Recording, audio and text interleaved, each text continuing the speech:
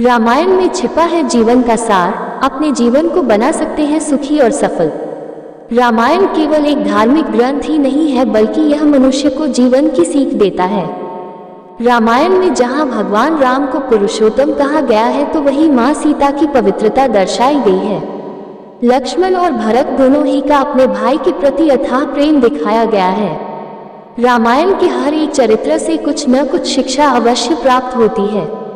यदि व्यक्ति रामायण को पूजने के साथ उससे मिलने वाली सीख को अपने जीवन में अनुसरण करे, तो वह एक सफल जीवन व्यतीत कर सकता है।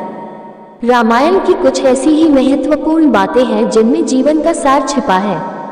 तो चलिए जानते हैं रामायण से मिलने वाली सीख की कुछ है मैसेज। धैर्य और गंभीर बने। रामायण में भगवान राम, माता सीता और लक्ष्मण जी तीनों ने ही 14 वर्षों तक विपरीत परिस्थितियों में भी संयम के साथ समय व्यतीत किया।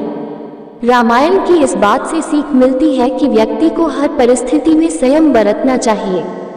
जो व्यक्ति सुख एवं दुख में संयम और धैर्य बनाए रखता है, वह विषम परिस्थितियों से लड़कर अपने लक्ष्य को प्राप्त कर सकता है। परिवार में एकता बनाए रखें। जब प्रभु श्री राम को वनवास दिया गया, तो उनके भाई लक्ष्मण सभी सुखों का त्याग करके उनके साथ वन को गए और अपने भ्राताश्री एवं भाभी को माता समान मानते हुए उनकी सेवा में 14 वर्ष व्यतीत किए। तो वही भरत ने भगवान राम की खड़ाऊ को सिंहासन पर रखकर उनको शासक मानते हुए राजकाज संभाला। इससे सीख मिलती है कि परिवार में सदैव एकता रखनी चाहिए। भाई यदि भाई के साथ हो तो विषम परिस्थितियों को भी आसानी से पार किया जा सकता है। इसलिए परिवार में प्रेम और एकता बनाए रखने चाहिए। माता पिता की आज्ञा का करें पालन। अपने पिता की आज्ञा और वचन को निभाने के लिए 14 वर्षों का वनवास स्वीकार किया। इससे सीख लेनी चाहिए कि चाहे परिस्थितियां जैसी भी हो, हर संतान को अपनी माता पिता की आज्ञा का पालन करना चाहिए। माता पिता ही इस पृथ्वी पर लाते हैं और आपको जीवन जीने के योग्य बनाते हैं। इसलिए संतान वही योग्य है जो अपने माता पिता का ध्यान रखे और उनकी आज्ञा का पालन करे। माता पिता के आशीर्वाद से कठिन परिस्थिति में भी सफलता प्राप्त की जा सकती है।